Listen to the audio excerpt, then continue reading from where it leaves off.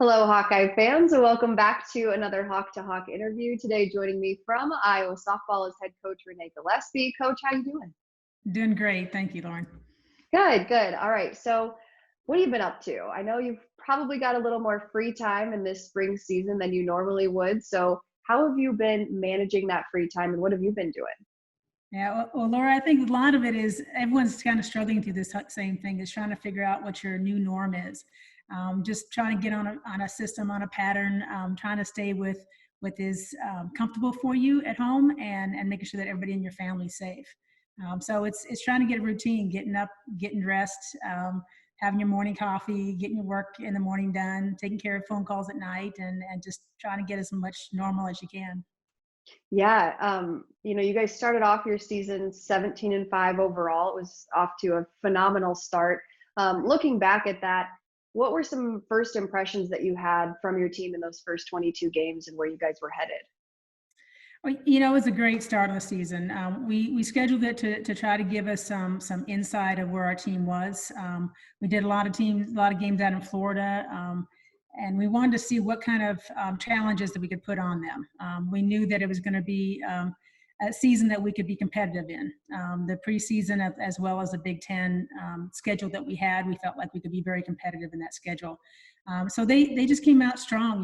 We worked really hard in the off season. We run the program, did a lot of leadership programming for the girls. And it was really a key of getting them on the same page, understand what a culture really looks like and what that means to have each other's back and support each other.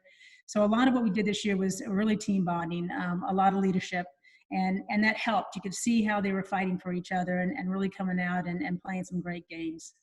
Yeah, absolutely. And so, kind of taking some of those overarching themes on things that you saw that were great, what were some more maybe game by game or inning by inning specific highlights that you can kind of remember from the start? Yeah, well, I think you look at the young kids we have coming in. Kalina Burns lit it up at the plate. She did a fantastic job coming in and starting first base and really stepping up as a freshman. Nia Carter, just outrageous batting averages. She's at like 509 in the season, and she was one that really shined for us. She was starting outfielder for us, and just a lot of things, a lot of clutch hits for her throughout the year. She ended up being conference player of the week, both as the freshman and player of the week, which is unheard of. Just did a fantastic job out in Hawaii.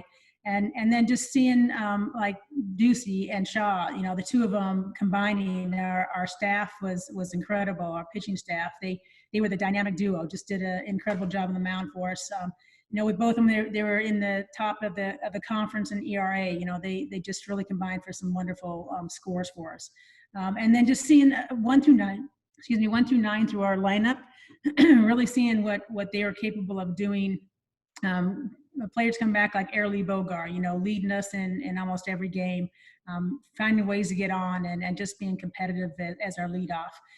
And then seeing Abby Lean coming in, Kit Rocco, she's our catcher, came in. She's a transfer and was lighting it up behind the plate, and she was hitting 4 and 5 for us throughout the entire season.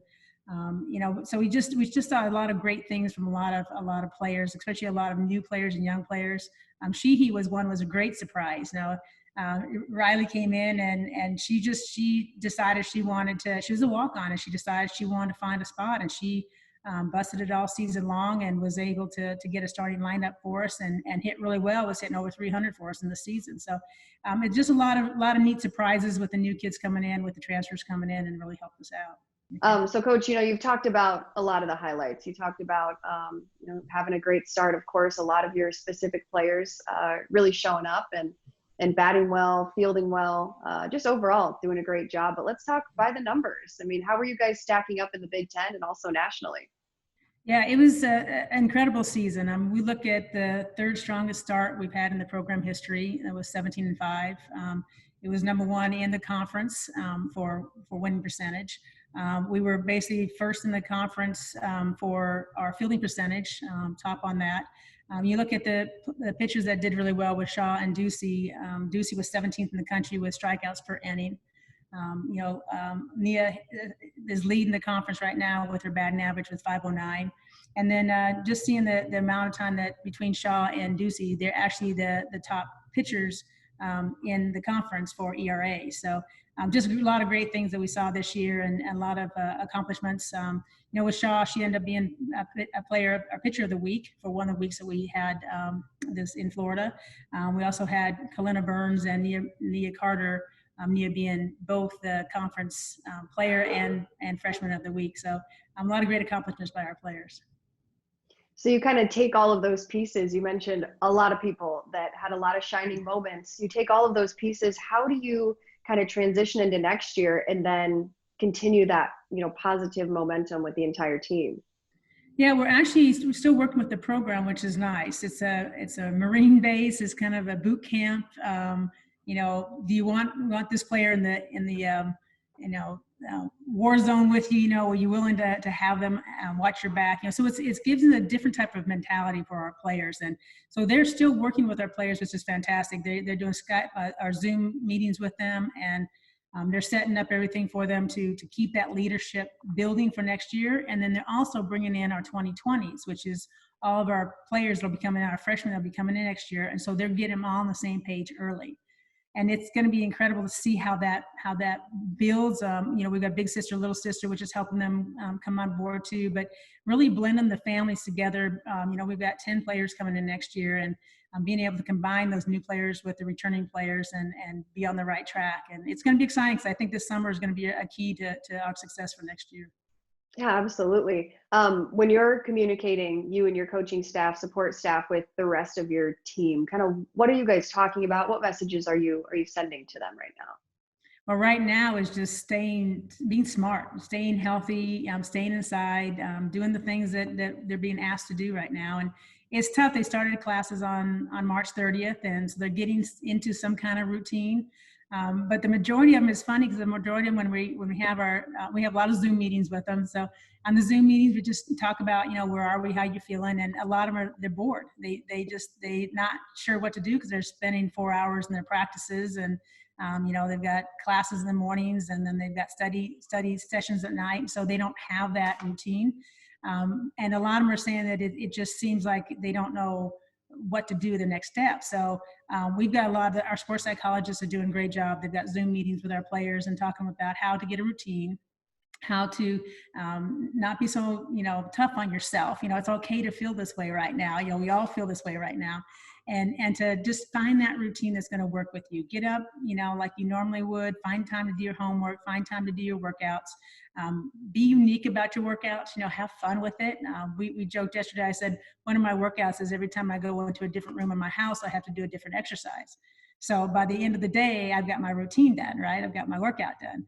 And so I said, so you got to find things that work with you in the space that you're in, and have fun with it. But not to beat yourself up thinking that you should be doing more, because it's just a really tough time right now. Yeah, absolutely. Is there anything that you want to add to say out to our Hawkeye fans and everybody that's tuning in right now? Yeah, just be safe. We're all in this together. I look across the country with all of our softball players, and as we're talking with our young ones, the 2021s that have already committed to us, their seasons are done. It's across the board, and it's the same sinking feeling of what's next. We're seeing graduations being canceled, and just things that you would see as a normal is not normal anymore. And it's okay. We're all dealing with this, and it's we always say you're going to go through it, but you got to grow through it. You got to learn how this is going to make you stronger, and how you can handle more things, and be able to deal with the adversities in your life. So I just say, be safe, take one day at a time, be kind to yourself, be kind to the people around you, and know that we're all in this together. All right. Well, Coach, of course, go Hawks. We got to add that in there. Coach, I really appreciate your time. I know Hawkeye fans were absolutely thrilled, excited at how your season was going when it unfortunately got cut off short, but we can't wait to see that continue into next season and on into the future for Hawkeye softball. So thanks, Coach. You're welcome.